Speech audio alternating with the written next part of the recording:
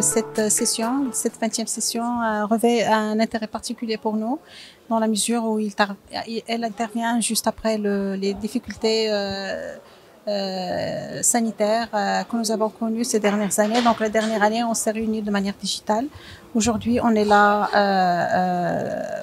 de manière présentielle.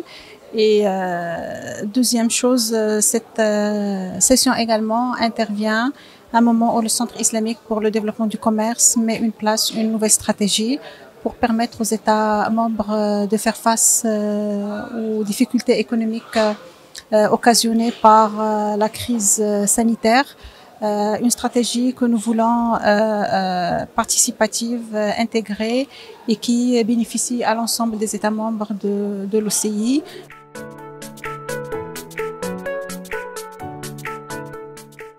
Notre stratégie s'articule autour de 4 axes principaux. Le premier axe, c'est la facilitation du commerce entre les États membres. Le deuxième axe, c'est le développement des chaînes de valeur potentielles, des chaînes de valeur qui disposent d'un grand potentiel au sein des États membres et qui permettront justement à ces États membres de se développer, de s'industrialiser et d'exporter plus de valeur ajoutée. Le troisième axe, c'est de développer le commerce et l'investissement autour des corridors qui lient les différentes régions de la zone de l'OCI. Et le dernier axe, c'est l'intelligence économique. Et l'objectif, c'est de faire de ce centre un véritable centre d'excellence en matière de commerce et des investissements, afin de mettre à la disposition des États membres de l'information utile en temps opportun, leur permettant d'améliorer leur compétitivité et faire face aux défis que connaît le monde actuellement, pas seulement la crise sanitaire, mais également les changements climatiques, l'accélération de la digitalisation, l'industrialisation et bien d'autres, pour in fine contribuer fortement au développement des pays de la zone qui sont des pays en développement aux pays moins avancés, et nous permettre également de contribuer à la création de l'emploi, à la création de la richesse.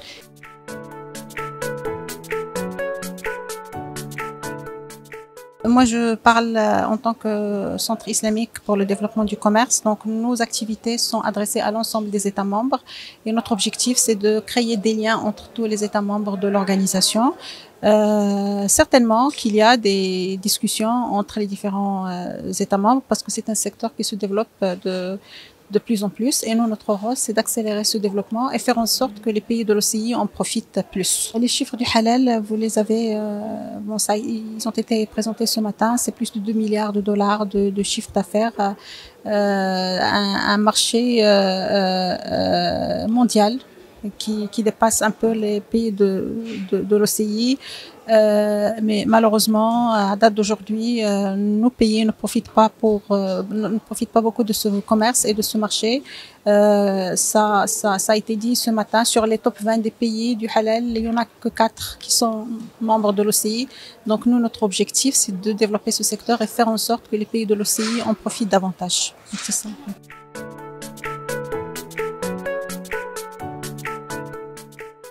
Alors, la convention que nous avons signée avec l'Association marocaine des exportations a pour objectif de développer le partenariat, un partenariat que nous avons déjà, mais à le renforcer davantage et permettre notamment, et c'est une convention qui couvre plusieurs aspects, mais il permettra notamment d'organiser des activités au bénéfice des membres de cette association, de créer des liens de partenariat entre les membres de cette association et leurs homologues dans les autres pays de l'OCI, de travailler avec cette association sur la sensibilisation des opérateurs marocains par rapport au potentiel que présente l'OCI en tant qu'espace économique en croissance continue.